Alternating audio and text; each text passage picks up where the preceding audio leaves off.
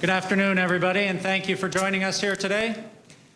Today it's my pleasure to introduce Alex Anthopoulos, Senior Vice President, Baseball Operations and General Manager, and Mr. John Farrell, the new manager of the Toronto Blue Jays. I'd now like to turn it over to Alex Anthopoulos to make some opening comments prior to a question and answer session.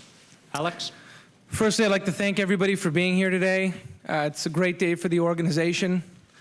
I want to start off by thanking everybody in the organization that was involved in this process, from the ownership group, Nadir Mohammed, Keith Pelly, Phil Lynn, Paul Beeston. I'd really say the entire baseball operations team, and I'd love to name them all, but we'd probably be here a while because I can't stress enough the involvement we had, whether it was training staff, clubhouse staff, front office, scouts, player development, that really helped us in this search, doing a lot of background for us, and I can't thank them enough for the work that led us to this process and to this hiring today. I'd like to thank and welcome Sue Farrell, John's wife, to Toronto. Very excited to have John here and very excited to have your family here as well. And more importantly, very excited to announce John Farrell as the next manager of the Toronto Blue Jays.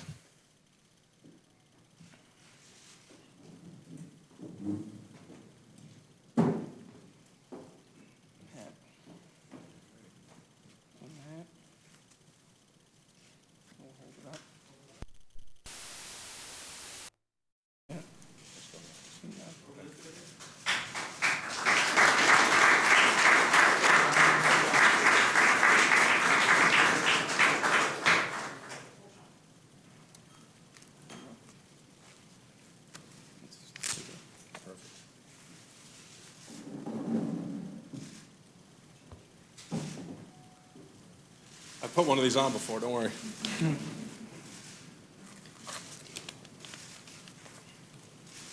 Thank you. Thank you. Well, first of all, I'd like to thank Alex. I'd like to thank Paul Beeston for this great opportunity. My wife Sue and I and our family, we certainly view this as a tremendous opportunity to join the Toronto Blue Jays organization. I come here and share the same vision that Alex and Paul do, and that's to win a World Series. There is a lot of work to be done, yet the strengths of this ball club, which center around a young pitching staff, a very good starting core, an offense that set records with the home run ball, but we also know that there is still work that we can become a more complete offense that can take advantages of opportunities that present themselves inside of each and every game. But I'd also like to thank a number of people that have had a huge impact on me being here today.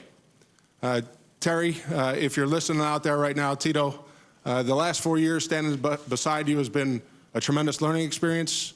The opportunity that you and Theo, John Henry, Tom Warner, and Larry Lucchino afforded me in Boston is really what's allowed me to make this progression to come here today. Mark Shapiro and Chris Antonetti in Cleveland also share in that same path along the way. But I think the most important thing is to know that we have a common bond here. Going through this interview process, it became very clear the direction that this organization is heading, the resources that are available to support a club that is going to compete and compare with New York and Boston in time. So those were all clear selling points to me. And so I'm humbled to sit here today and wear this uniform and to be entrusted with the team that's going to be assembled by Alex. And we also know that in this division, it's extremely difficult to compete. It's an extremely challenging division, one in which we're going to have to prepare relentlessly and compete daily to ultimately form an identity that I think our fans will ultimately identify and want to be involved in. Having pitched in this ballpark in the early 90s when it was a sellout every night, the energy that was created here, the atmosphere and the home field advantage that was here, I felt that across the field. We know that we have to earn the trust of our fans, and that is to put a winning product on the field to win and to regain that trust. But I think through that and through the direction of Alex, we can assemble a team to do that. And that's where coming back to the vision of winning a World Series is here. We know that there's a lot of work to do, as I mentioned. But ultimately, if we can compete, as I outlined, with a little bit of a different approach, working off the strengths of the individuals on this roster, we can achieve that. Our goal would be to be in the top 5 in runs scored, to be in the top 5 in team ERA in the American League. If we're able to achieve that, history shows that those teams contend for a World Series. So that is our goal, that is our driver, and I think we are fortunate to have the direction of Alex to put the pieces in place. I think in the meantime, there's a lot of work to be done, and I'm anxious to get started. I'm anxious to grab this situation wholeheartedly and work side by side with Alex to achieve the goal that we've set out. So thank you for being here today, and this is a great day for my family and I, and I look forward to forming relationships with you and the media and answer the many questions that I'm sure will come down the line. So it's good to be a Blue Jay. Thank you, John. We will now do question and answer. Please identify yourself when asking your question and who your question is directed towards. We have wireless mics, so if you could raise your hand and we will get a mic to you to ask your question. First question. Mike Wilner from the Fan 590. John, welcome to Toronto. I was just wondering how much of this decision, we've heard that you'd not been interested in other managerial positions in the past. How much of this has to do with the team that you saw, and especially, you mentioned the young pitching staff, but those young pitchers that you can now have in your stable and try to form into a winning rotation?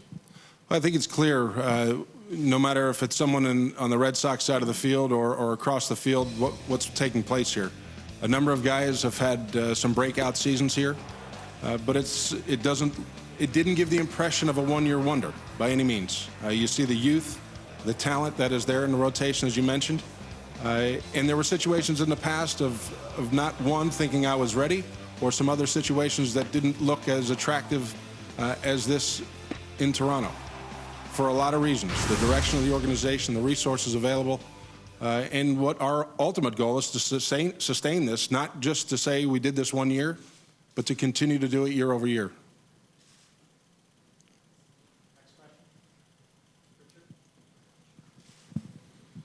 John, Richard Griffin, Toronto Star. When you said that you were told what resources were available that convinced you to come to Toronto with the Jays, what resources were you told were available, money-wise or talent-wise or moving forward? I think when you have a chance to talk with Alex and talk with Paul, the players that are currently here, the market in which we play in, let's not forget that this is, the 4th largest market in all of North America. We've got an entire country behind us as an organization, a tremendous owner in Rogers Communications. I can't say that it was put down with an exact or absolute figure, but at the right time, and this is where our conversations got very pointed with Alex, is that at the right time there's going to be the ability to support a very strong payroll and one that will allow us to compete at the highest level. James Cebulski from TSN. Alex, for you, first off, just how important was the knowledge of the American League East in terms of hiring John? It was part of it, but the person was more important than anything else. If we just weighted our decision on that or put strong emphasis on that, anybody we hired after 1 year would gain that knowledge as well. It certainly helped just the understanding of the teams that we're competing with, but John's hiring is really about John and the abilities that he brings more than anything else.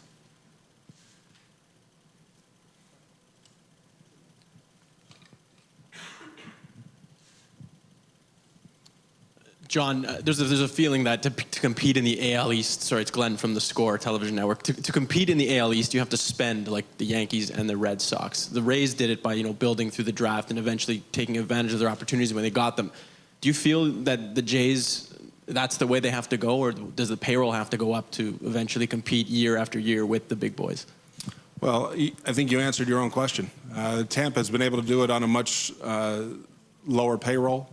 I think the most important thing is how efficient we are as an organization, whether that's through scouting and player development, whether that's through preparing our major league team to compete.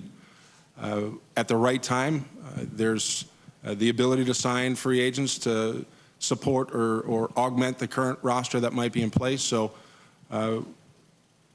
we know that we're not going to be at the level of New York, per se, but I think at the same time, there's plenty here to compete as long as we make the right decisions and we carry out our organizational vision in that dugout and on that big league field. And